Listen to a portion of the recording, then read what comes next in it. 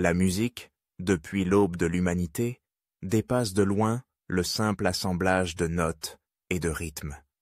Elle est ce langage universel capable de provoquer des émotions, d'éveiller les souvenirs, d'adoucir les blessuras de l'âme et d'accompagner chacun de nos pas dans les moments de joie comme dans la solitude.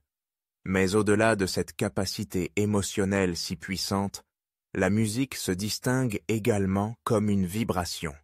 Chaque note, chaque son, véhicule une onde, une fréquence, qui pénètre notre être à différents niveaux.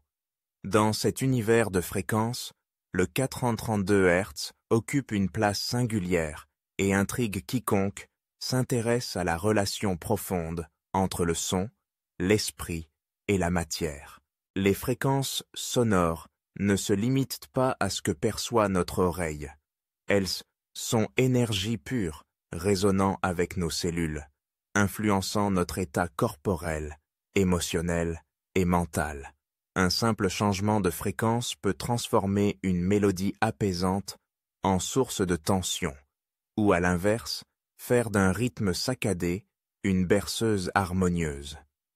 Dans cet océan de sons, chaque fréquence a donc son type d'impact, et certaines d'entre elles semblent avoir un réel pouvoir de transformation sur notre taux vibratoire, cette énergie subtile qui caractérise notre état général. Le 432 Hz, précisément, attire l'attention de nombreux musiciens, chercheurs et thérapeutes.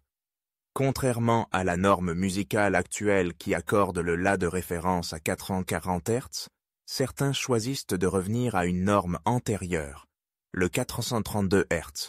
Mais que signifie réellement cette distinction?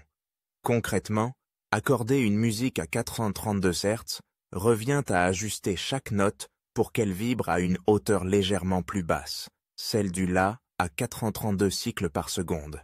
Or, cette fréquence est perçue par ses adeptes comme étant en harmonie avec la nature elle-même, reflétant des principes mathématiques et physiques universels. De nombreux théoriciens avancent que la nature, l'univers et même la structure de certains monuments anciens répondent à des proportions mathématiques où la fréquence 432 Hz apparaît de façon récurrente. Ainsi, certains temples sacrés, pyramides ou sites archéologiques cacheraient dans leur dimension un lien secret à cette vibration originelle. Cette idée, souvent relayée dans les cercles de la musique consciente et des thérapies sonores, associe le 432 Hz à une sorte de fréquence fondamentale, proche des rythmes de la Terre et du vivant. Cette proximité engendrerait une écoute plus naturelle, plus douce et plus agréable à l'oreille humaine. Mais quels sont donc les véritables bienfaits que l'on prête à la musique en 432 Hz? Tout d'abord, son harmonisation supposée avec la nature.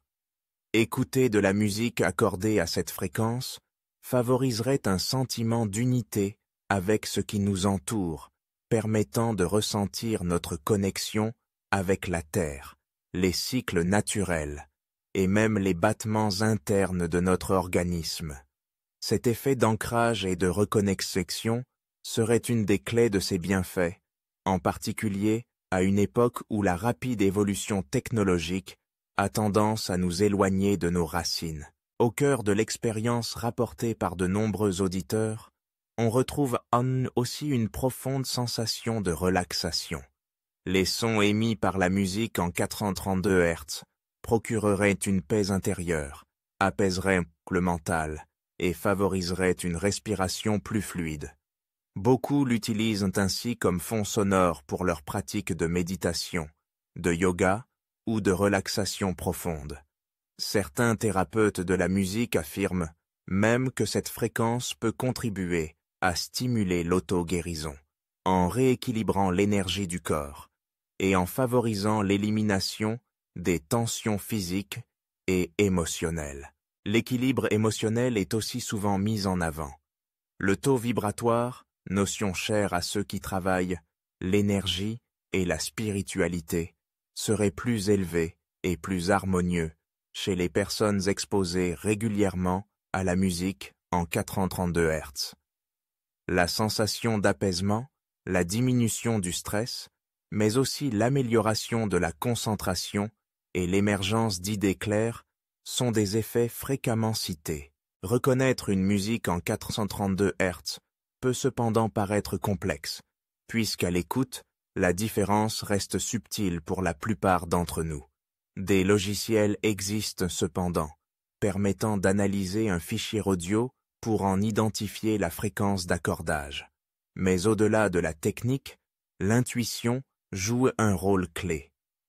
Certaines personnes décrivent une expérience intime et particulière lorsqu'elles entendent une musique à 432 Hz, une résonance profonde, un sentiment de tranquillité accrue, une impression, furtive mais marquée, d'être enveloppé d'une énergie bienfaisante et harmonisante. Cela dit, il est important d'adopter une posture d'écoute attentive et réceptive pour percevoir ces effets. Chaque expérience avec la musique, quelle que soit la fréquence, dépend de notre état du moment, de notre sensibilité et du contexte dans lequel nous écoutons.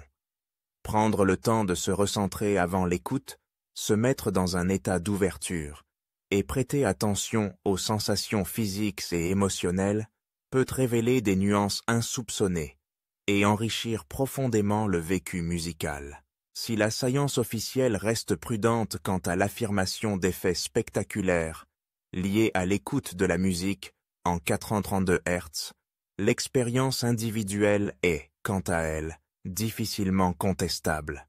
De plus en plus de musiciens indépendants et de compositeurs intègrent cette fréquence dans leur création, cherchant à offrir à leur public une expérience unique, ancrée dans l'harmonie et la reconnexion à l'essentiel. Finalement, l'exploration de la musique en 432 Hz nous invite à repenser notre manière d'écouter. Elle nous suggère que la musique peut être bien plus qu'un simple divertissement. Elle peut devenir un outil de transformation, une source d'équilibre, de bien-être et d'harmonisation avec le vivant. Écouter la musique, c'est aussi écouter son propre être, ses besoins et ses émotions, et peut-être redécouvrir ce lien oublié entre le son, la vibration et l'univers tout entier. Laissons-nous porter et laissons la musique vibrer en nous, là où résonnent les mystères du vivant.